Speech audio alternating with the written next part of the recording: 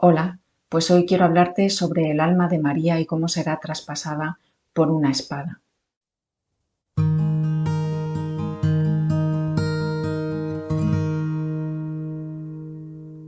Bueno, en los últimos vídeos ya habíamos visto que Jesús había nacido, había recibido la visita de los reyes y de los pastores y después de pasados los 8 días fue circuncidado como indicaba la ley y a los 40 días es presentado en el templo. Lo vemos en Lucas 2, 22, 35. Así que se cumplieron los días de la purificación conforme a la ley de Moisés, le llevaron a Jerusalén para presentarle al Señor, según está escrito en la ley del Señor, que todo varón primogénito sea consagrado al Señor, y para ofrecer en sacrificio, según lo prescrito en la ley del Señor, un par de tórtolas o 2 pichones.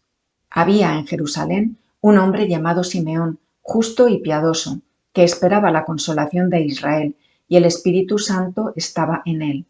Le había sido revelado por el Espíritu Santo que no vería la muerte antes de ver al Cristo del Señor. Movido del Espíritu vino al templo, y al entrar los padres con el niño Jesús para cumplir lo que prescribe la ley sobre él, Simeón le tomó en sus brazos y bendiciendo a Dios dijo: Ahora, Señor, puedes dejar ir a tu siervo en paz según tu palabra, porque han visto mis ojos tu salud, la que has preparado ante la faz de todos los pueblos, luz para iluminación de las gentes y gloria de tu pueblo Israel. Su padre y su madre estaban maravillados de las cosas que se decían de él. Simeón los bendijo y dijo a María su madre: Puesto está para caída y levantamiento de muchos en Israel, y para signo de contradicción, y una espada atravesará tu alma para que se descubran los pensamientos de muchos corazones.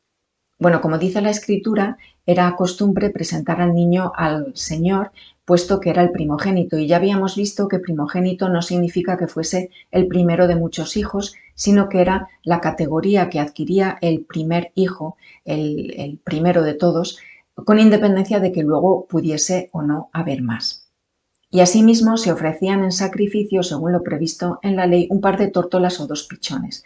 Y eso era un ofrecimiento que se hacía para la purificación de la madre.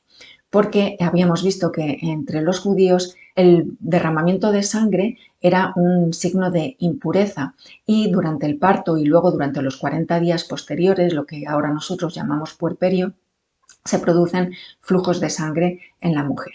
La pregunta podría ser por qué María, si no tuvo parto de sangre, fue al templo y ofreció esa ofrenda de un par de tórtolas o 2 pichones. La respuesta es por obediencia. La ley indicaba que toda mujer tenía que entregar, hacer esa ofrenda después de haber dado a luz, a los 40 días después de haber dado a luz. Y María lo hizo así. Ella no tenía por qué dar explicaciones de cómo había sido su parto y de si había sido con sangre o sin sangre. Eso no la correspondía a ella. Y ella lo único que tenía que hacer era presentarse y ofrecer esa ofrenda. Dice la Escritura que había un hombre llamado Simeón, justo y piadoso, que esperaba la consolación de Israel, es decir, era un hombre que conocía la palabra de Dios, era un hombre que conocía las profecías y estaba esperando la llegada del Cristo, del Mesías. Y dice la Escritura que el Espíritu Santo estaba en él, es decir, que era un hombre de Dios, un hombre, como dice la palabra, justo y piadoso, y por eso el Espíritu Santo estaba en él. Y el propio Espíritu Santo le había revelado que él sería testigo del nacimiento de ese Mesías, de ese Cristo. Y cuando recibe la advertencia de que tiene que ir al templo porque allí estará ese niño, pues él va corriendo hacia el templo y obedece, ¿no? Qué importante es estar atento a las inspiraciones del Espíritu Santo, ¿no? Estar atento y escuchar su voz para obedecer. Porque si este hombre no hubiese hecho caso y no hubiese obedecido, pues se habría perdido este gran tesoro que era ver a el Mesías recién nacido. Simeón, dice la Escritura que Simeón lo tomó en brazos y bendiciendo a Dios dijo: ahora ya puedes dejar ir a marchar a tu siervo, ¿no? Ahora ya puedo morir porque lo que yo esperaba, que era ver al Mesías, ya me lo has concedido, ya lo has cumplido y ahora ya puedo morir tranquilo, ¿no? Y llama a ese niño luz para iluminación de las gentes y gloria de tu pueblo Israel. Y de este modo lo que hace es anticiparse a lo que luego Jesús dirá más tarde durante su vida pública: yo soy la luz del mundo. pues él ya lo está anticipando aquí, ¿no? Dice la Escritura que su padre y su madre estaban maravillados de las cosas que se decían del niño, ¿no? Yo supongo que ellos estarían maravillados de las cosas que decía Simeón porque Simeón sabía quién era ese niño. Ellos no habían desvelado el secreto y sin embargo Simeón, gracias al Espíritu Santo, sabía que ese era el niño prometido, el Mesías, ¿no? Y su padre y su madre estaban maravillados de todas las cosas que decía del niño. Y también dice Simeón, se dirige a su madre, no se dirige a San José, no se dirige al padre del niño, él era el cabeza de familia y podía haberse dirigido a él. Y sin embargo se dirige a María, a la madre del niño. Y le dice lo siguiente, puesto está para caída y levantamiento de muchos en Israel y para signo de contradicción. Efectivamente fue signo de contradicción porque los judíos estaban esperando al Mesías y sin embargo a pesar de su espera, a pesar de las escrituras y a pesar de las señales, el pueblo judío rechazó a Jesús, lo rechazó como Mesías. Fue una contradicción. Y le dice además a María, y una espada atravesará tu alma para que se descubran los pensamientos de muchos corazones. Cuando yo escuchaba esta frase, cuando iba a misa, yo pensaba en lo que podría significar, ¿no? Y la explicación más natural es pensar en que la muerte de Jesús pues iba a ser una espada que iba a atravesar su corazón, ¿no? Y así se representa a la Virgen de los Dolores, ¿no? Con 7 puñales que atraviesan su corazón.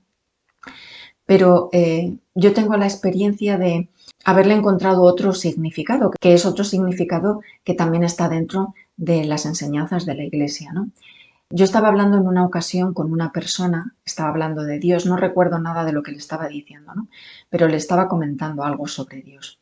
Y esta persona no es creyente. Y aquella persona me contestó con bastante brusquedad, pero sobre todo con bastante convicción, con fe en la no existencia de Dios, ¿no? Y me contestó diciendo, pero si Dios no existe. Y en ese momento, cuando yo recibí esa respuesta a lo que yo le estaba contando a esta persona, sentí que una daga se clavaba en mi corazón. Sentí como una puñalada en todo el corazón. Y en ese momento entendí que esta frase no solo se refiere, esta cita bíblica no solo se refiere a la muerte de Jesús y al dolor que experimenta una madre al ver a su hijo muerto, sino que se refería realmente a todas las almas que se pierden, a todas las personas que rechazan a Jesús, y María sufre por todas y cada una de ellas, porque como veremos más tarde, cuando lleguemos a ello, Jesús nos entregó a su María a los pies de la cruz, nos la entregó como madre de toda la humanidad, así como no todos los hombres son hijos de Dios, porque los que rechazan a Jesucristo y rechazan a su Espíritu, que es el Espíritu Santo, y no caminan con el Espíritu Santo, no pueden ser hijos de Dios porque rechazan el Espíritu de Dios. Sin embargo, todos los hombres, todas las personas somos hijos de María, porque Jesús entregó a su madre como madre de la humanidad. Y por eso en muchas apariciones marianas, María hace referencia al dolor que siente por las almas que se pierden, al dolor que siente por todas las almas condenadas. Y por ejemplo, en la aparición de la Virgen María aquí en España, en Umbe, pues hay un mensaje en el que María dice, vengo por toda la humanidad. Pero no solo ahí, en Fátima también hablaba de la salvación de las almas y que muchas almas se condenaban porque no había nadie que hiciese sacrificios por ellas. No se refería a muchas almas de católicos se pierden porque no hay nadie que haga sacrificios por ellas. Se refería a muchas almas en la humanidad, personas que no conocen a Jesús o personas que lo rechazan y que por falta de oración y por falta de sacrificios terminan perdiéndose definitivamente, ¿no? Así que esta espada que atraviesa el alma de María es la muerte de su hijo y el rechazo de muchos de esa muerte como salvación. El hecho de que todo el sufrimiento de Jesús en el huerto de los olivos, el sufrimiento de Jesús cargando con la cruz, el sufrimiento de Jesús en la cruz cuando es crucificado, se pierde y no vale para nada para todos aquellos que rechazan el sacrificio de Jesús. Y ese es el dolor y esa es la espada que atraviesa el alma de María. Pues recemos y hagamos sacrificios por todas esas personas que rechazan a Jesús, para que a través de nuestras oraciones y de nuestros sacrificios sus corazones se ablanden, Dios pueda entrar por un resquicio, por un agujerito pequeñito e iluminarles con su luz para dejarles ver que Él murió por nosotros, que Él murió por esas personas y que además nos entregó a María como madre para que nunca estuviésemos solos. Acordaos, oh piadosísima Virgen María, que jamás se ha oído decir que ninguno de los que han acudido a vuestra protección, implorando vuestro auxilio, haya sido desamparado. Animado por esta confianza, a vos acudo, oh Madre, Virgen de las Vírgenes, y gimiendo bajo el peso de mis pecados, me atrevo a comparecer ante vos. Oh Madre de Dios, no desechéis mis súplicas, antes bien, escuchadlas y acogedlas benignamente. Amén.